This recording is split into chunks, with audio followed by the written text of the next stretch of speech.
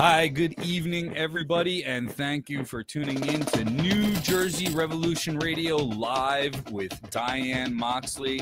I'm Brian Powers. We're going to be joined tonight by Peter Lemish. He's come from Central Jersey Jewish Voice for Peace.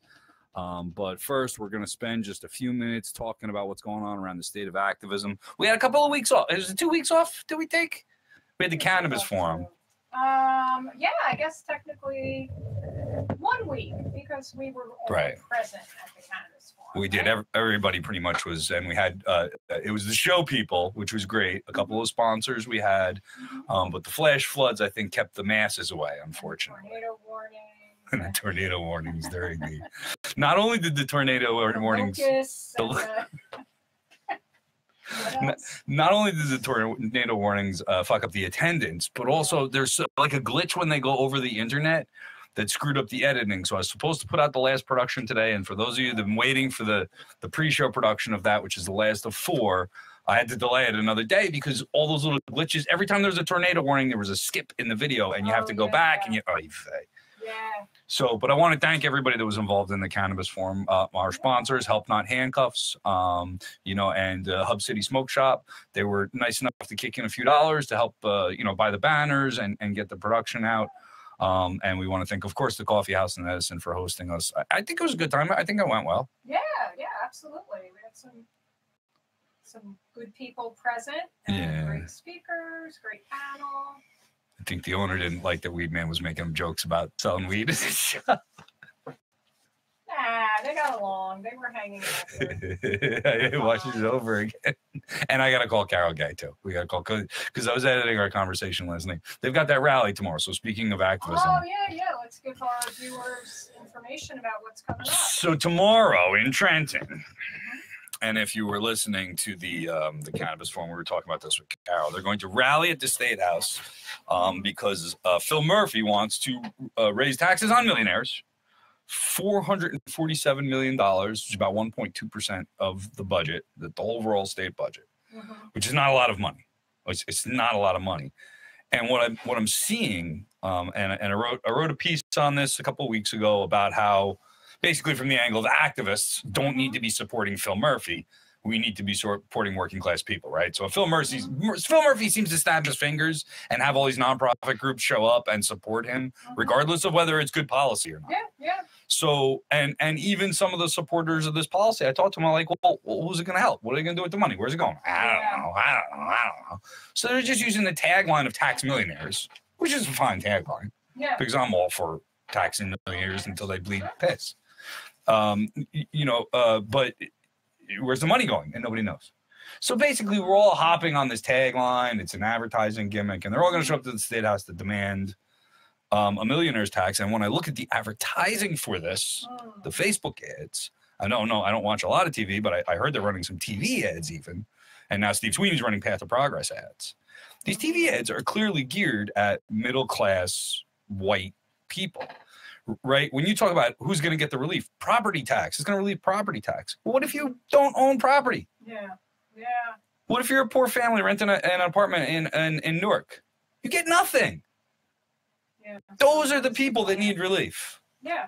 Quite frankly. Is it just property tax relief because of the terrible Trump tax plan that hurt New Jersey, New York, Connecticut? So they're going to try to...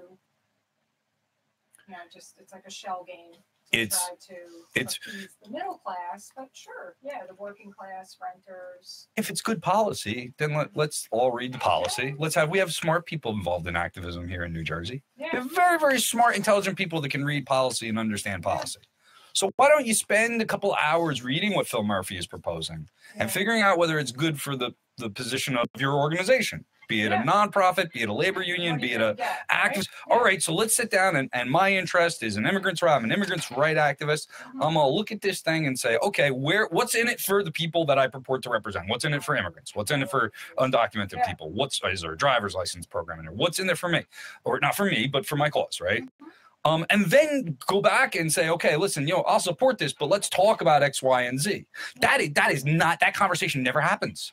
It doesn't happen anymore. I'm watching these people trip all over themselves to run buses to Trenton to support something they haven't even read a sentence of. And you can get away with giving tax relief to people that, quite frankly, don't need it. Yeah. Everybody hates property. Everybody hates property taxes, but I don't want my property taxes reduced. You know, if it means people in worse situations than me and my family are getting nothing. Doesn't make any sense. Mm-hmm. Anyway, or spread it around. Give some property tax relief, but give something towards affordable housing in New Jersey. Maybe speed up the free public higher ed, and let's make it real and viable. And then, do we know what the millionaire's tax is? What is the range? What's the numbers? And I don't have them in front of me, but we did discuss it a little bit on the pre-show, which will be out tomorrow in podcast form. It was going from like 9 to 11%. The total income generated is projected to be around $447 million out of a $37 billion budget. So you're looking at about 1.2% of an overall budget. Mm-hmm. Going back to property, $447 million. And I think that they were tempting everybody with a $125 tax credit. So great. I can buy extra. Yeah, I can get a half a bag of weed. Thanks, Phil Murphy. Oh, no, I can't because you didn't legalize that yet.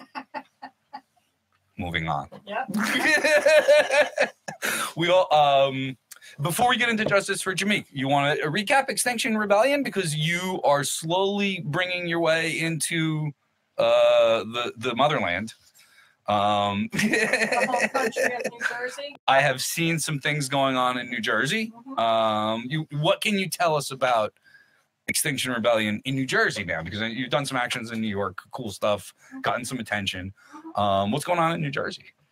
Well, we do have a Facebook page, so for our viewers, I'm getting too comfortable. For our viewers, you can go to our Facebook page at Extinction Rebellion New Jersey. We are having meetings now, so if you send us a message there, we will follow up and put you on our listserv of emails. Also, send us a message ASAP because there is going to be a New Jersey contingent at the Extinction Rebellion New York City Day of Action, which is June 22nd. So we're going to have a group of great activists from New Jersey. I know some people that have already committed to, yes, there will be an arrestable action, but if of you're course. not, but if Diane likes to get arrested. No, I actually don't. She doesn't like it. I do it. She just does it all the time. What is needed and what is required, I have the ability to do so. I will do so. A couple more years. My kid's got to get older. That's all. A couple more years. I can do it more often. Well, so yeah, reach out to Extinction Rebellion New Jersey. You can also sign up at xrr.nyc for the Day of Action, which is Saturday, June 22nd. It's just a week from Saturday. Wonderful. Yep. It's great work. Diane's made some big sacrifices for this movement, and we're trying to save our planet. She missed a barbecue for this, so I really do appreciate what she's doing. And that was our outreach day. It was important. I know you tried to stop by. It's okay. I had a barbecue that Diane missed, and everybody missed you, by the way. Yeah, but she was out there spreading word about this very serious climate crisis that we need to pay more attention to. So I'm glad it's starting to come into New Jersey too. So we're gonna start taking more drastic measures right here in New Jersey because we have to push Phil Murphy. He's doing crazy things right now with I believe it's the NLG pipeline, and he was supposed to ban fossil fuels. He's not doing it, so we have to demand. The numbers I'm seeing is that he's putting forth a program that would allow for a 33% increase in fossil fuels. Oh my God! Yeah, so this is a guy that campaigned on a moratorium on fossil fuels, by the way, and now he's increasing the fossil fuels. Yeah, that's what he ran on. Ran on a moratorium. That's out the window. Now we're going to pump it up. We're going to get more fossil fuels into New Jersey. So I think New Jersey needs Extinction Rebellion. Oh, I just had a great set idea as we build our set here in New Jersey Revolution Radio. As you're watching here on live, obviously this isn't a fully formed set yet. I forgot to put the banner up too, but whatever. That might be. I'm gonna get a big goddamn post over here that just says, I told you so. And whenever Not people everything. vote for Democrats and think that some shit is going to happen, I'm just going to point. Yeah. Because I'm tired of saying it. I say it a lot. A lot. All right. Complete planet devastation. I told you so. Terrible. Right? We have no time to waste. I know. So everybody come out June 22nd in New York City. All It's right. going to be great actions. I can't tell you exactly what it is, but I can assure you that you will not be disappointed. All right. It's going to be wonderful, amazing, like never before in New York City.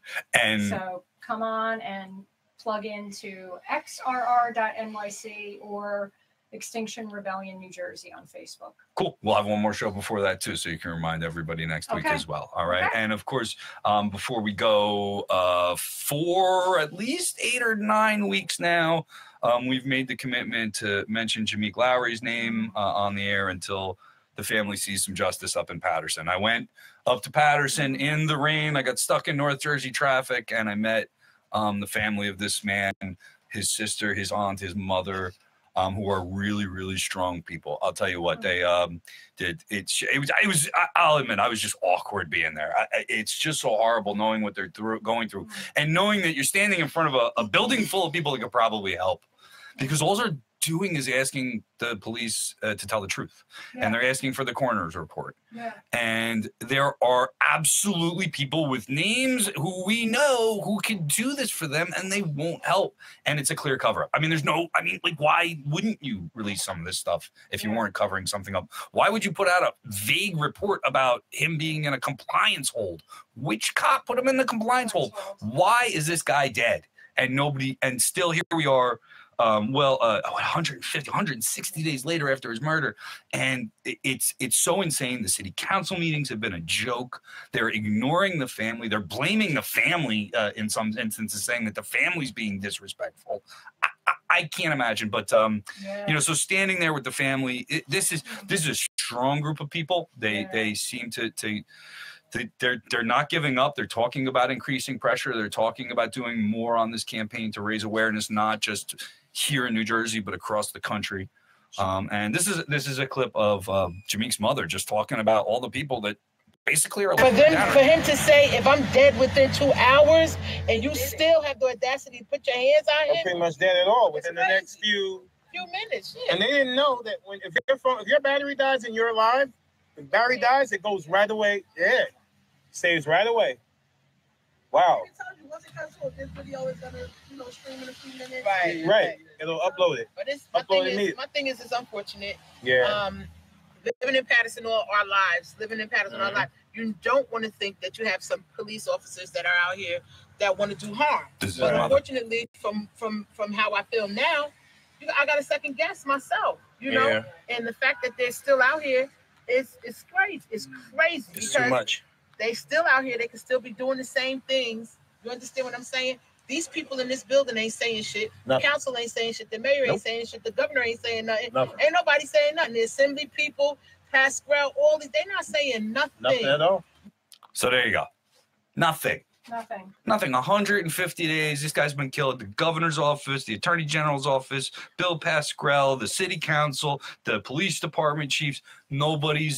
They've all closed ranks around somebody who murdered this guy, whose last moments are out on Facebook saying, if I'm dead, they did it. And no report released. Nope. And even our great governor's running and hiding from this. Ugh. Anyway. I'm glad you keep bringing this to the public's attention, and whatever we can do if there's going to be actions, we'll spread the word, whatever they need us to do, because this is just it's all over our it's all over our Facebook page. We share Corey Lewis Teague, who's the local activist that I've been in contact with. He speaks to the family, and I take my cues, and he's just done a great job, and the family is grateful for him. Tell us what they need. There's people attacking him like, oh, you're agitating, you're getting what the hell, man. He's really done, and the family I saw the family be grateful for his work, in person. I just Yeah. tried to stand around and listen as much as I could, but it's a very painful thing. It's a very painful thing. Yeah. And, I'm just hoping that, and my case is, here in Woodbridge where I live, police are looking at this and thinking, hey, I can get away with this. Community's just, city council's going to come around me and just not say shit, not really, and I'll be all right. Yeah. If I got a beef with some guy or if I want to get involved in some shady dealings and rub somebody out, I can get away with that in New Jersey. That's the message we're sending in Patterson. And after that use of force report, we need better leadership on this all around. Yeah. So we don't have a conclusive cause of death, and we don't have a complete report on what happened in the ambulance, what happens from the police precinct to the all hospital. vague, no No details, details. just vague stuff, and it's sad. I can't imagine That's what it that is. family. That's what it is. So we are going to move. I think I'm going to move this microphone over to you. Okay. All right. So it's going to take a minute. Sure. If you're there at home, I can play some music or something. I think I can play some music. Do I know how to do that? Nah, I don't know. Nah, just move the mic. I thought I did. Okay. We're going to move the microphones around just for a minute to get into interview mode. And then we're going to be joined by our comrade here, Peter, Dr. Peter Lemish from the Central Jersey Jewish Voice for Peace. He's going to talk about a children's book called For Palestine. It's causing quite a controversy in one of our towns here in Middlesex County. Just give me 1 second. You don't even have to get up to get a cup of coffee. All right, hold on 1 minute.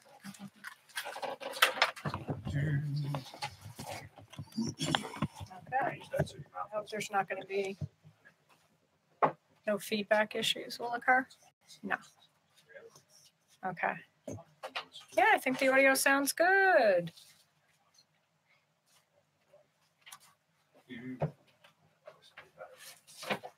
I like Brian's mic better. So here, you can have this one closer. Okay.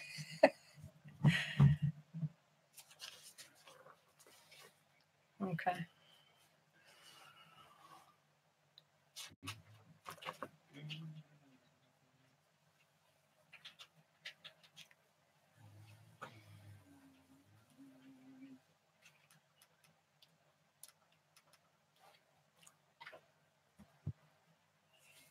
Put the banner up. No, All that. you'll put it up next week. Exactly. We'll be fine. All right. I'll change the stand. It's only be 2 hours. We'll be fine. No interior decorating. We're fine. No interior decorating now. We're good. No We're good. interior decorating? Oh my Yeah. God, it's so white. It Terrible, is. isn't It is. It's a little. It's terrible. Okay, so because you didn't put it up, you have to just No, that's all hold my it fault. behind us. Hang on.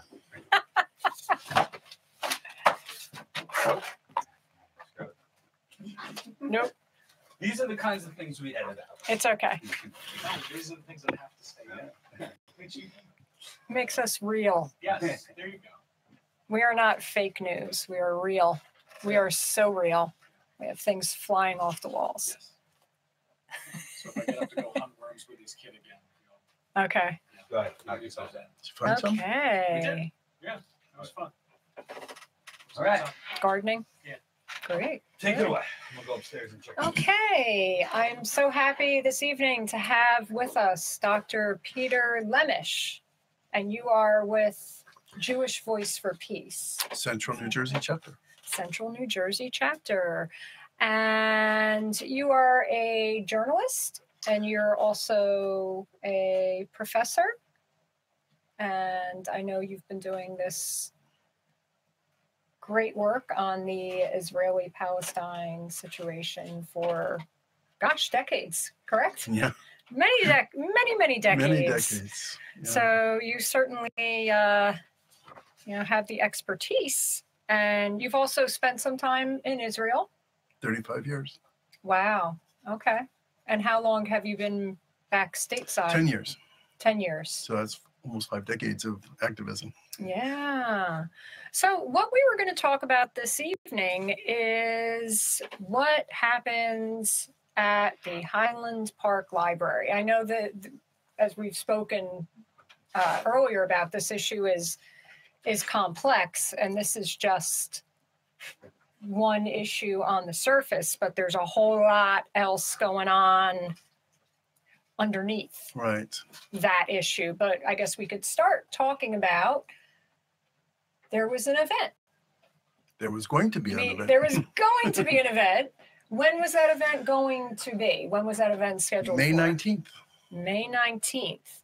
And the event was co-sponsored? Well, first it was co-sponsored by Jewish Voice for Peace with the Highland Park Public Library as a co-sponsor? Correct. Okay. And what was the event going to be? It was going to be, when you think about it, it's quite innocuous when people hear about what happened. Kind of important to kind of just capsulate it into one kind of sentence. So a children's book authored by a woman whose name is Golbarg Bashi. She lives in New York. Former professor here at Rutgers, now at Pace University. Authored a children's book, an alphabet book. We've done them all with our children. You start with each letter of the alphabet and you give it a name. So A is for Arabic. B is for Bethlehem, which is the city in Palestine, and so forth. And so she authored this book because there isn't anything out there for young children or even adolescents to learn about Palestine. And it's simply introducing Palestinian culture, its cuisine, its different places in Palestine, and what different religions Palestinians practice, and very familiar words that are actually used almost interchangeably, most of them in Hebrew and in Arabic. So the event was to have her come to Highland Park, share the book with the children and parents who were there, and have an opportunity to talk about Palestine and about the culture of many people who are our neighbors. We're a very diverse state. We have many Muslims and Christians from that area of the world living here. I know that in Piscataway there are many people who are from that region, and I haven't met any from Palestine yet, but I know they are throughout this region. And so it's just like we would want to tell the story of many different cultures that we're neighbors with. If it's in school or in your home, you want to develop multiculturalism and tolerance and learn about one another. That's basically what she was going to explain about Palestinian culture. And simply say two things. Palestinians are human beings, and they have a very rich culture for thousands of years that's been developing. That's all. So the idea was to have her come and spend some time talking about this book of hers, and that was it. And that was supposed to take place on May 19th. The event had been developing between Jewish Voice for Peace and the library over, I would say, 6 months. Basically, if we had to kind of capture it in very quickly, the event was canceled. We received no notification of them canceling the event. It was simply posted on the website of the library. And then we heard that the board would talk about have an open public hearing the next night, May 20th, after the supposed event. And that public hearing would enable people who oppose this event to come and voice their opposition, and presumably those who supported the event would also be there, an open public event. Then afterwards, it was explained that they would adjourn and make a decision about the fate of the event. That event was canceled. The community event was canceled on May 6th. On May 6th, and this was to be taking place on May 20th. On May 20th. And so between May 6th, we waited for them to announce the date that there would be a reconvening of the board. This is their regular scheduled meeting, and they would allow this issue to they would need to find a time that was appropriate. Throughout this process, we have no communication with them. So on the 13th of May, we sent them a letter telling them what our intentions were, why we had the event, and why what we'd gone through and working with the public library. And when we didn't receive a response from them, we also cited something important that's for us say from the outset. the cancellation of a public event and with an author speaking about her book in a library, one of the places there's an open space for the exchange of ideas and values, is considered by many, and certainly the ACLU that we worked with, the Palestinian Legal Foundation, the Center for Constitutional Rights, all agreed with us that this is a violation of the First Amendment. And therefore, we made the case strongly there. Not only did we make the case in our May 13th letter, we also cited the American Library Association's Bill of Rights, which has 8 different criteria of what the rights are of people in the public library system. I'm certainly aware of that. 4 of those were violated by this action. And we presented that very clearly to the board. Is this a standard of this public library or guidelines? Yes. Oh, their own standards. They have their own policies there, which are very consistent with this. You know, I don't think public libraries are credentialed, but it's a professional organization. And librarians study this problem of First Amendment and censorship of books. In the first, you know, the strongest advocates against censorship of and that's books. why I love how librarians get so radical about that issue. And this gets pretty close to that type of It's very close. situation. It's very close. And you know, so their own standards support this in writing. They're violating them. We're being violated by canceling this Furthermore, event. we called their attention to the fact that they have a policy, which is if someone opposes a book that the library has purchased, there's a form to be filled out, and you have to explain why you've done that. We said, similarly, if you have an event, it must follow the same procedures. Share with us the form so we can understand why it is that the opponents of this event, what is it they feel that is so offensive about it. And again, they didn't respond to our letter, not of the 13th or the 16th, into which we just simply pointed out to them, you know, please acknowledge receipt of our letter. Please acknowledge that we are co-sponsors of this event. Please have a discussion with us about how this future event, this public hearing, is going to take place. We, in our 16th of May letter, wrote to them and said, we're concerned about the venue that this is going to take place in, being, if it's the community hall of the library, it holds 50 or 60 people. We think there's going to be many more that are going to come to this event. You should find a larger venue. We don't know how the meeting is going to be conducted. Can you tell us? For example, is the author going to be allowed to come and make a presentation of her book and what she feels is being, you know, how she's being wronged by not having this event? We would like to also have, as co-sponsors of this event, to have an opportunity to come and present why we approach the library and what are our aims in trying to do this. Sounds very reasonable. We would think so. And we also suggested that they might want to talk with public safety officials, because these kinds of events, which we understand there's very heated opposition to this event, as we thought that they ought to get word from the public safety officials about how they can ensure the safety of people who are participating. Again, no response from them acknowledging that they had received the letter.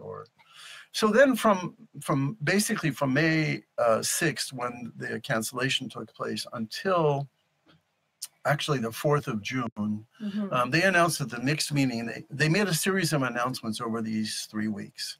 And the announcements were, we're changing the venue. They changed the venue 3 different times. And then they announced that they would have the event on June the 5th. And they then further, later on, about a week before the event, they told us that how the event would take place. There would be 3 minutes for each person who spoke. There could be no redundancy. So if they would interrupt someone who's making a presentation of a point of view or a position that someone else had addressed, and so forth. They had these different rules. And then about 4 days before the event, they said, well, only the people who are residents of Highland Park can speak, and will have priority, and everyone must be a resident of New Jersey. Well, the author lives in New York, so she wouldn't be able to come and present her book. So we have all of this 2.5, 3 weeks of period in which all kinds of obstacles are being set up, things are changing. It doesn't look to us that they have much experience with this, or maybe, maybe it's purposeful to, we simply don't know. We have no communication with them. Yeah. And the people on the staff of the library that we've been in contact with are simply not, sharing any information about it. They are, very silent about it. So basically, the long and short of it, the final thing that happens to this is that on the 4th of June, day before this event, a posting is put up on the library website, which says the event's canceled. That is, the public board meeting is now canceled. It's canceled because the mayor and the public safety office, the police chief basically of the town had thought that there was a severe threat to the public safety and to citizens who would be participating in the event. And out of concern for public safety, they were canceling the event. And they set up 2 conditions. So what they announced is basically their decision. And their decision is that there would be a meeting. The library and the author of the book would find a date that would be appropriate for both, and they would then reschedule the event. Okay. And then something totally new came into the picture. There would be a book called I is for Israel that's by 2 authors that I'm not familiar with, whom I'm not familiar. And this is also an alphabet book. And they would be scheduled as soon as possible. The exact wording, I think, is important to just pay attention to. Their letter or their posting says, because there's no time in the foreseeable future when those conditions, the board canceled the meeting due to concerns for citizen safety and crowd control. Direct quote. Again, quoting, because there's no time in the foreseeable future when those conditions are likely to change, the library director, on the advice of council, is taking the following actions. The library will reschedule the P is for Palestine author talk at a time that is mutually acceptable to the author and the library. Okay. The library will schedule a program around the book I is for Israel by Gili Bar Hillel and Prodipa Das as soon as possible. End of quote. The last fact that I can say about this is, several other facts that are important to just kind of introduce people to what's going on here. On June 4th and 5th, I remind you that June 4th is election day, Tuesday, June 4th. The streets around the public library were closed by the police. That would be 5th and 6th Street in Highland Park. Okay. In other words, the day after the election and the day the event was to take place, they kept the street closed and a police presence. And the explanation that we heard indirectly was there may be people who didn't hear about the cancellation of the event, and they might show up to protest or to find out what's going on. We know that people are coming from quite a distance, from Brooklyn, for example. We know of a rabbi who was planning to bring several buses of protesters. And maybe they didn't get word, or maybe they, people in, we would imagine some of the rabbis or other people in town may have informed them, and they would have, kept away. So that's that event that, fundamentally, another fact here is there's something going on here that leads us to ask how, really, why is the police presence and this taking this action is so interesting. So a couple of other facts that I think are important. So neither the Jewish Voice for Peace, the Palestine Legal Association, the ACLU New Jersey, or the Center for Constitutional Rights, nor the author have had any communication with anybody in the board or from the staff of the library.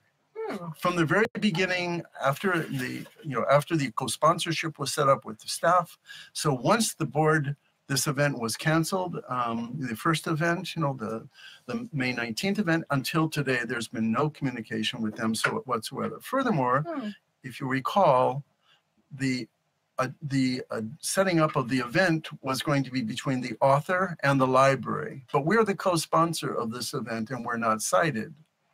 Yeah. That's all. Third point, the mayor, Brill Mittler, won a highly contested election that took place on more for the to be the Democratic Party candidate. And the last thing I can say is that media coverage has appeared nationally and internationally, especially in Israel and in Palestine, and including articles. There was one that was recently published just a few days ago by a local rabbi from Edison telling us what's going on in this event in Arutz Sheva, which is the religious TV and radio station in Israel. So you have this communication going on. There were articles in Haaretz magazine, newspaper, which is the Hebrew newspaper. We know, I heard from Palestinian colleagues that there were things in the Palestinian press. In fact, several of them that I spoke to recently said, oh yeah, we know about P is for Palestine. Wow. So we have international attention with this event. You know, why has an event with an author of a children's book has that been canceled? Yeah. So why was it so controversial?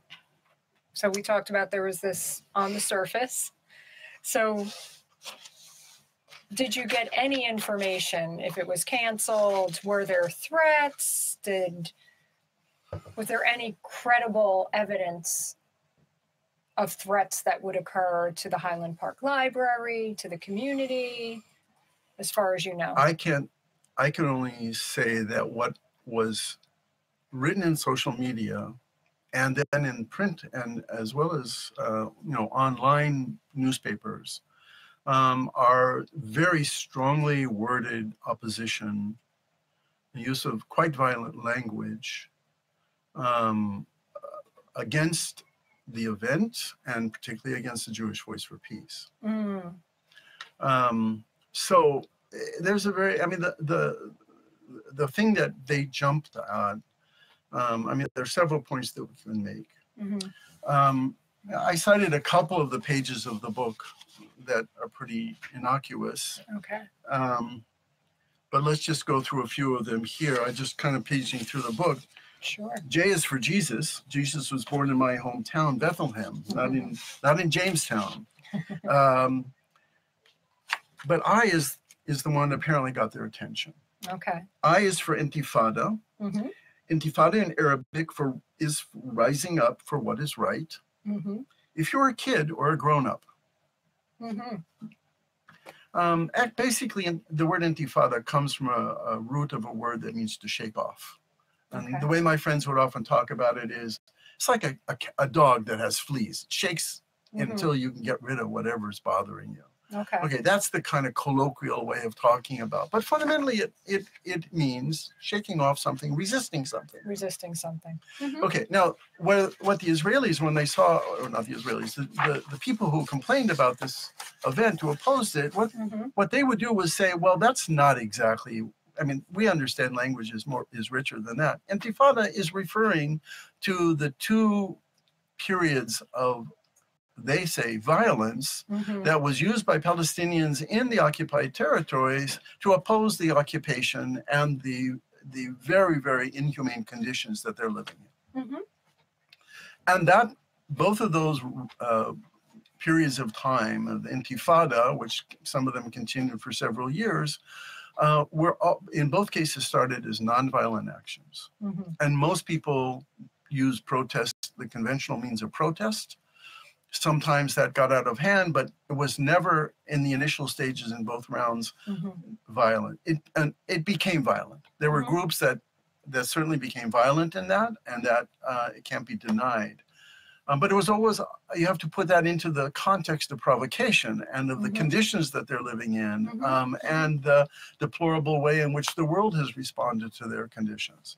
So resistance, the examples that Goldberg Bashi uses are of the things that could go on in family life, or can go in social life. But what they're focusing in on is that one page of this book is the one that they oppose. And they don't want, as one person wrote, who really set off this, Rachel Rochelle Kipnis, who is apparently a Republican politician in Middlesex County, a member of the Republican County Committee, Okay. She wrote an article that was published in several Jewish newspapers here in New Jersey, saying that what we're doing is socializing toddlers to violence. That was one claim that was made and repeated over and over again. There's nothing in this book. There's no mention here of Israel in this whole book. There's no mention here of the occupation in this book. Mm-hmm. Okay, so one thing is that, but I think it's really interesting is to take a look at what it is that they're saying about Jewish Voice for Peace. Mm-hmm. So Jewish Voice for Peace is fundamentally interested in advancing the human and civil rights, communal rights of Palestinians, mm-hmm. solidarity, and advancing the social justice issues that involve them. That's one. Mm-hmm. The second thing that we're really interested in is educating the public at large about these issues that are really important, because a huge part of the United States budget goes into Israel. Yes. There are the conditions that could easily qualify for actions that have taken in Israel, or actions that have been taken by the world against Palestinians that could easily go to the Hague as crimes against humanity. Mm-hmm. So those issues need to be talked about. We need to mm-hmm. recognize that. But furthermore, we're interested, particularly here in central New Jersey, we've been talking about doing this more and more, about really looking at this Israel-centric organizations that function not only in the Jewish community, but the evangelical community, and certainly Congress. All of them need to be called into account for the kinds of actions that they are taking that are totally Israel-centric. And we see that in the media, we see that in the laws that are being passed. There were 3 laws that in Jewish Voice for Peace, as you know, we've been meeting with legislators here in New Jersey and trying to lobby them against what these laws are advocating, which is the recognition of one of the things that Jewish Voice for Peace nationally is involved in, which is the boycott, divestment, mm-hmm. and sanctions movement, which is a part of what we're doing. It is fundamentally using a legitimate form of action for citizens to use to petition their government. Absolutely. And to fundamentally claim that if you're doing any of these kinds of activities, according to a law that's in the Congress right now and up for a vote, you can if you are voting for or supporting BDS, that must be that you're against Israel and therefore you're anti-Semitic. And that's the really tricky, interesting point here, because we in Jewish Voice for Peace, for co-sponsoring this event with the library, have been called in these different publications anti-Semites. And Jewish Voice for Peace has a lot of Jewish members, correct? Well, interestingly, not solely, but a good amount. I would venture a guess. There are 15,000 members of Jewish Voice for Peace. Okay. Just on a membership drive, they put it up on that's not our chapter. That would be all of Highland Park. Yeah. But 15,000 plus members mm-hmm. in all 50 states, with something like 70 chapters mm-hmm. throughout, of all different sizes. Yeah. I would venture to say that 90% of the members in different chapters are Jewish, mm-hmm. except in central New Jersey, we're about 40%. Oh, so we have concerned citizens, we have immigrants from the Middle East, mm-hmm. we have several Palestinians who are with us. So we really represent in many ways a much broader spectrum. Mm-hmm. And to the point that sometimes we say, in what way are we acting as Jews? I mean, this seems, maybe we ought to be, New Jersey citizens for social justice in Palestine. But mm-hmm. but fundamentally, the question that I want to, I get to, is that the Jewish tradition is, 3,000 years of recorded from the Bible on mm-hmm. of discussion about values. Mm-hmm. The prophets challenge the governments, the mm-hmm. kings, citizens, rabbis. They challenge them constantly mm-hmm. about their values positions and mm-hmm. say they've forgotten the real intent of mm-hmm. what it was that happened on Mount Sinai. Yeah. It goes into the Talmudic period, where when I started Talmud, which is the legal documents that mm-hmm. that are argued about, I kept saying in the beginning, there are these two guys, Reuven and Shimon. Who are they? They're always arguing about something. They're just apocryphal figures that appear. They're just, if X and Y, Ploni and Noni. How is it they're arguing about different positions about a sentence or a word or a phrase that's in a text and wanting to know, okay, well, wait a second, what are we doing? We're simply saying we want an event here in Highland Park in a public library, which is supposed to be a place where our values and ideas are exchanged. Yeah. And we simply want people to have an opportunity to know about Palestine. Yeah. Why is it that they think, the opponents, that I think the opponents ought to be called the Israel protectors. Why is it that they think that their value system and what they think is important about Israel should be the only one that people hear? The only view out there. Yeah. Why is it that we can't understand that there has been a deep split in the American Jewish community and in other European Jewish communities in terms of the point of view of what is it that they ought to be thinking about in terms of Israel-Palestine? There are two very clear positions. And I'll give you an example of that. This same public library about 2 months ago had an event about Jewish chicken farmers in New Jersey. And these people, one of whom, Marion Monk, is a member of our group, and she was the one who was actually working with the library to set this event up. Okay. She grew up on one of these Jewish chicken farms, and her parents and her grandparents came from Russia. And the same family had members of their family. Some of them went to Palestine at the time, in the beginning of the 20th century. Some of them came to New Jersey, and some of them stayed. They stayed there and were lost in World War II, in the Holocaust. But the point is, there was an ongoing debate there in Europe about whether or not to go and join a colonial settler community, which they knew it was from a socialist point of view. They knew the Palestinians were there, and they were saying, okay, they're equal, and we're not going to go there and be a part of that. And we're going to go to America. And many of them came and were, garment workers, and some of them didn't like being in New York City, so they came and settled in New Jersey, and they set up farms. My point is that since the 1880s, there's been their very split community view. Some people are pro-Israel, and others of us think that Jewish culture is richer than being just focused on Israel, and that we were looking to have that vibrancy be a part of it. So there's, there's a humanistic community here in central New Jersey, the Parrots community. It's been around for over 100 years. It is not religious. It is a humanistic group of people who have a very strong social justice. And they come out of the working men's circle, which has a rich history of union organizing. That community is split about support for Israel or maybe not support for Israel, but they have different opinions about it, and it's a rich debate. Why can't we have that in Highland Park and in a public library? Discussion. And Highland Park and the area can be very progressive.